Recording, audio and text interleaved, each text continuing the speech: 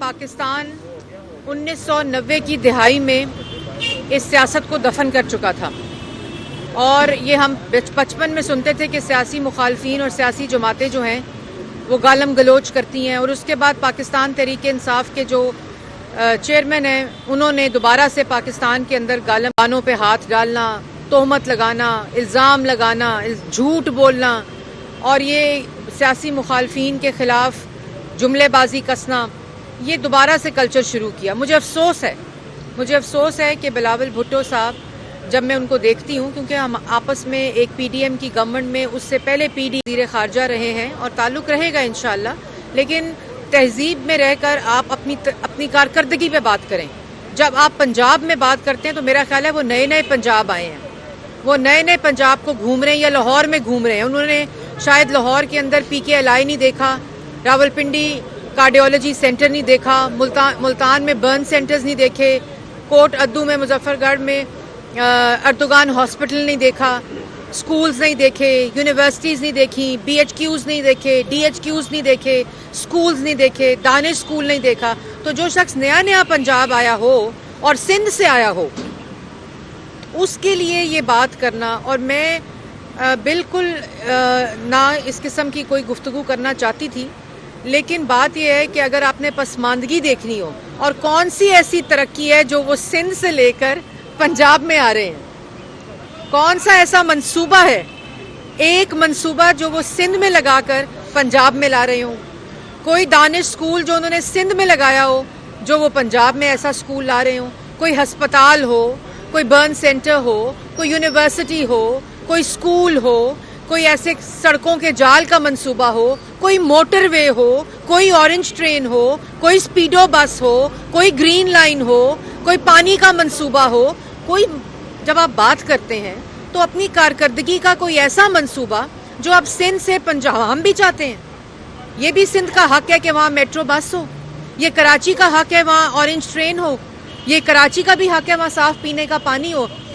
वहाँ ये कराची और सिंध का हक है कि वहाँ स्कूल्स हों, दानिश स्कूल हों, PKLIs हों, कार्डियोलॉजी सेंटर्स हों, बर्न सेंटर्स हों, वहाँ के भी DHQs और BHQs पंजाब जैसे हों। तो आजकल तो सब कुछ कैमरे की आंख देखती है,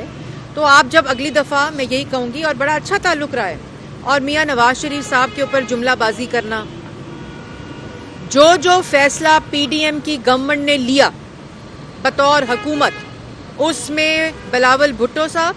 पीपल्स पार्टी के 7 से 8 वज़ीर, उसके अलावा मुशीर, उसके अलावा मिनिस्टर ऑफ स्टेट्स, ये सब उन फैसलों में बराबर के सिग्नेटरी और बराबर के हिस्सादार थे। और हमने अल्लाह ताला के फजलो करम से PDM की गवर्नमेंट में सबके साथ मिलकर, तमाम जमातों के साथ मिलकर, हुकूमत के अंदर तमाम कोलिशन पार्टीज़ के साथ मिलकर मुश्तरका फ़ैसले किए हैं। जितनी मुशावरत PDM की गवर्नमेंट में हुई है पाकिस्तान की तारीख़ में, कभी इतनी मुशावरत नहीं। और इस पर मैं शहबाज शरीफ साहब, जो उस वक़्त वज़ीर आज़म थे, उनको खराज तहसीन पेश करना चाहती हूँ, और बिलावल भुट्टो साहब को ये कहना चाहती हूँ कि हर बात अगर तहजीब में रहेगी तो सियासत का वो कल्चर जिसको मियाँ नवाज शरीफ साहब दोबारा से परवान चढ़ाने की कोशिश कर रहे हैं, वो बरकरार रहेगा। बोलना सबको आता है, ये सियासत मैदान ही ऐसा है कि जुमले कसने सबको आते हैं, लेकिन अब पाकिस्तान की तरक्की के लिए कोई ये आपकी ज़ातियात की सियासत को नहीं सुनना चाहता। आज अवाम अपनी सस्ती रोटी, सस्ती बिजली, सस्ती गैस, अपनी अवाम अपने बच्चों के लिए रोज़गार, मुफ्त इलाज, मुफ्त दवाई, और उनके मसाइल का क्या हल है, महंगाई किस तरह ख़त्म होगी, आज अवाम जो है वो अपने मसाइल की बात सुनना चाहती है, जिसका हल वो समझते हैं सिर्फ़ और सिर्फ पाकिस्तान मुस्लिम लीग नून के पास है। और अभी आपने देखा होगा कि कल ब्लूमबर्ग की, पाकिस्तान की अवाम तो ये जानती है कि जब मियाँ नवाज शरीफ साहब इक़्तिदार में आए तो जो मईशत का हाल होता था और पहले साल जो टर्न अराउंड होता था वो मिसाली होता था। और आपने देखा कि ब्लूमबर्ग की जो इकोनॉमिस्ट रिपोर्ट आई है उसके अंदर ये कैटेगोरिकली लिखा है कि पाकिस्तान की तारीख़ में जितनी जमातें आईं उसमें माशी कारकर्दगी आज तक पाकिस्तान मुस्लिम लीग नून मोहम्मद नवाज शरीफ की क़यादत में तीनों टेन्योर्स का कंपैरिजन उन्होंने दूसरी जमातों के टेन्योर्स के साथ किया। बेहतरीन कारकर्दगी मोहम्मद नवाज शरीफ साहब की माशी तौर पर रही, और उसमें उनके जो इंडिकेटर्स थे वो महंगाई थी, بے روزگاری تھی اور جس طرح معیشت کا حال تھا اس کو پورا ٹرن اراؤنڈ کرنے کی بہترین کارکردگی محمد نواز شریف کے ادوار میں رہی. تو یہ گواہیاں جو ہیں وہ ایسی سٹیٹمنٹس جو اس کے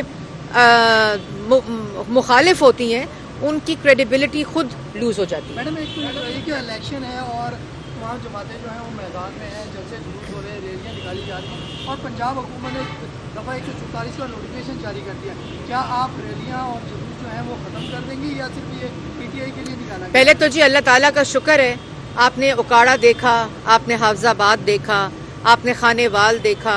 آپ نے مانسیرا دیکھا, آپ نے کل احمد پور شرکیہ دیکھا جہاں شہباز شریف صاحب گئے تھے, کل لاہور میں محمد نواز شریف صاحب اپنے حلقے میں گئے تھے, اس سے پہلے شہباز شریف صاحب لاہور میں گئے تھے, مریم نواز شریف صاحبہ لاہور میں گئی تھیں. تو یہ جو کہہ رہے ہیں نا رونا رو رہے ہیں, چیخیں مار رہے ہیں, لیول پلینگ فیلڈ کا, یہ عوامی لیول پلینگ فیلڈ سے جو ڈر ہے جو آپ کی سکرینز دکھاتی ہیں, اس لیے یہ آوازیں, یہ چیخیں, یہ الزامات بلند ہوتے ہیں, آوازیں اونچی ہوتی ہیں, کیونکہ اصل میں عوام کی جو فیلڈ ہے اس میں ان کو نظر آ رہا ہے کہ پاکستان مسلم لیگ نون جو ہے وہ انشاءاللہ 8 فروری کو فتح حاصل کرے گی اور پاکستان کے لیے پاکستان کی آواز عوام جو ہے وہ شیر کو ووٹ دے گی اور پاکستان کو انشاءاللہ مفت بجلی, مفت گیس, سستی روٹی, سستی گیس, سستی بجلی, مفت علاج, مفت دوائی اور روزگار میں اضافہ, مہنگائی میں کمی سے نوازے گی. دفعہ 144 کی آپ نے بات کی, تو جو میں نے نوٹیفیکیشن پنجاب حکومت کا پڑھا ہے وہ بغیر اجازت کے ریلی نکالنا, بغیر اجازت کے کارنر میٹنگ کرنا, اور ہم وہ جماعت ہیں جس نے ہمیشہ قانون کی پاسداری کی ہے, قانون کے آگے پیش ہوئے. ہم ملک کے اندر جب الیکشن قریب ہے, وہ جماعت جو الیکشن چاہتی ہے وہ چاہتی ہے کہ قانون کو بھی فالو کیا جائے تاکہ انشاءاللہ 8 فروری کو پرامن الیکشنز ہوں. آپ اجازت لیں, آپ ریلی کریں, جو آپ نے کرنا ہے آپ کر سکتے ہیں, لیکن اس کے لیے اجازت لینا ضروری ہے. یہ بتائیں کہ آپ مسلم لیگ نون کا مقابلہ کس جماعت کے ساتھ ہے؟ مسلم لیگ نون کا مقابلہ ان تمام جماعتوں کے ساتھ ہے جو اس وقت الیکشن کمیشن کے اندر اپنے اپنے جو سمبلز ہیں وہ لے چکی ہیں, جو کینڈیڈیٹس اپنے سمبل لے چکے ہیں اور جو اس وقت جلسے کر رہی ہیں, جو اس وقت الیکشن کے پروسیس میں شامل ہیں, ان سب کے ساتھ مقابلہ ہے. اور جو پاکستان مسلم لیگ نون کا سیاسی جماعتوں کے ساتھ مقابلہ ضرور ہے, لیکن اصل میں ہمارا مقابلہ مینڈیٹ حاصل کر کے پاکستان کی عوام کی مہنگائی سے مقابلہ ہے, ان کی بے روزگاری سے مقابلہ ہے, پاکستان کی معیشت کو سنبھالنا ہے, پاکستان کی عوام کو روزگار دینا ہے. جو مہنگی بجلی اور مہنگی گیس ہے اس کے ساتھ نواز شریف صاحب کا مقابلہ ہے, اور انشاءاللہ پاکستان کی عوام کو ریلیف دینے کا پلان جو ہے وہ مرتب کر لیا گیا ہے اور جلد پاکستان کی عوام کے سامنے ہوگا. بلومبرگ کے بارے میں آپ نے میڈم بات کی اور کریڈیبل آپ اسے کہہ رہی ہیں, تو بلومبرگ یہ بھی کہہ رہا ہے کہ عمران خان جو ہے وہ پاکستان کے مقبول ترین لیڈر ہیں. آپ اس کو میرے خیال میں آپ نے بلومبرگ کی لیڈر ہوں گے, لیکن جو شخص تھا ہی نہیں محمد نواز شریف صاحب, وہ کمپیریزن میں نہیں آ سکتے. ان کو 2 مہینے ہوئے ہیں اور اسی بلومبرگ کی رپورٹ میں لکھا ہے کہ ان کی مقبولیت میں 36% اضافہ صرف اور صرف ان 2 ماہ میں ہوا ہے. تو ابھی آگے دیکھیں, ابھی تو 8 فروری تک کافی وقت ہے.